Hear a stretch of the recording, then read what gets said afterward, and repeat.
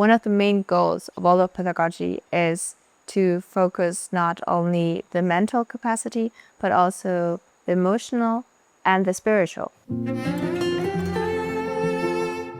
Hola, my name is Noor. I'm from Germany and I'm a teacher at RISE Waldorf School. Before I decided to study Waldorf pedagogy, I studied special needs in the public university, and also for secondary level in the subjects English and German.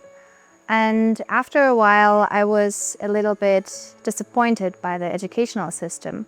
At school, I always had the feeling that I was in pressure and that there were a lot of people in my class, and I always felt that the teachers did not really see who I am as a person, and they did not see what I was needing. Always just pressure, pressure, pressure. There was not much artistic things, not much things that were creative. I was then thinking, do I really want to teach in this same system? Do I really want to give that to the children?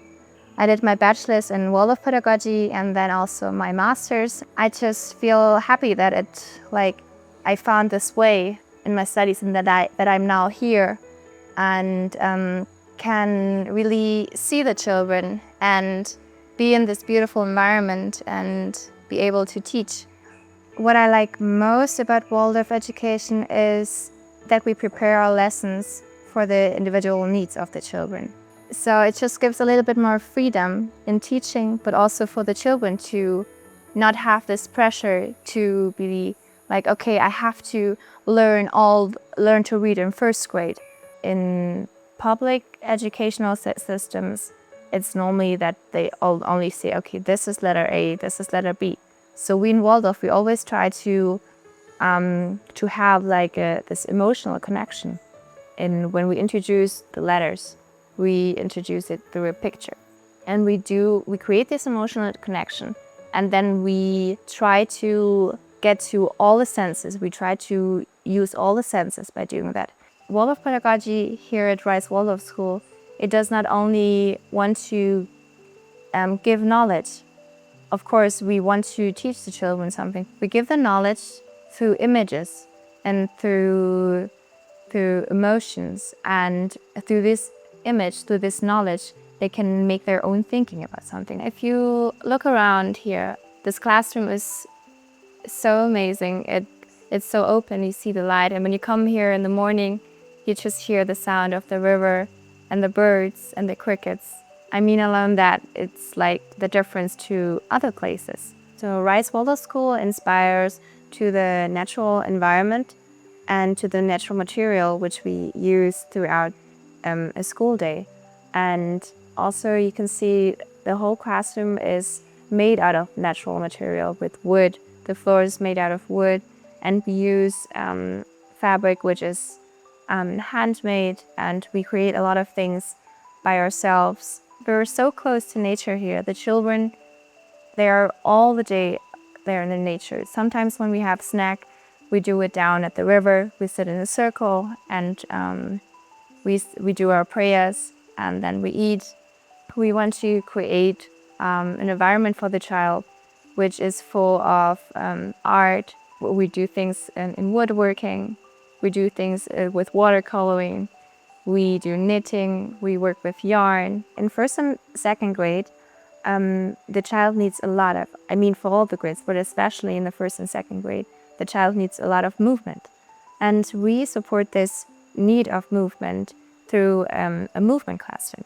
And this movement classroom contains benches, cushions, and we move around these benches, and sometimes we have it in a circle, then we have it in a straight line, and then we do parkour on the benches. So this activates the need of the child's movement. What I see in the children here, they are so connected with nature, and that was for me sometimes missing when I was in Germany, living and working at schools. You know, this place is about to create a community which is full of warmness and love for families and for the child.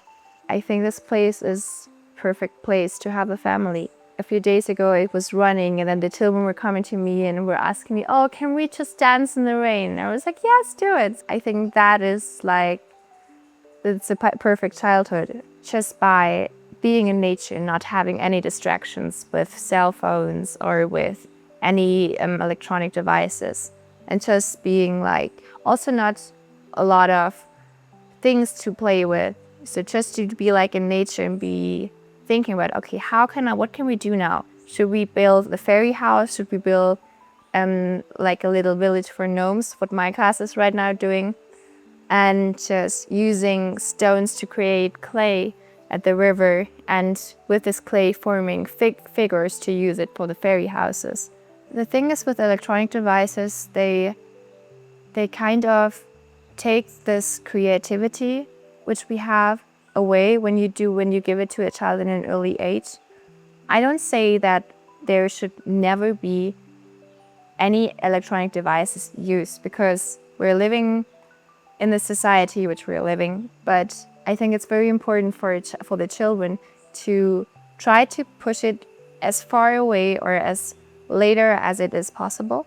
So the children create stories and also things only by their imagination, and also draw by their imagination, and not by just looking at a picture or at an iPad and just copying it. The children give me so much in this environment, and the teachers, my colleagues, we work so close with each other and with so much understanding and seeing one another, which motivates me to be here. And of course, just being in this beautiful, beautiful country. Yeah, I think this is what makes it so special here.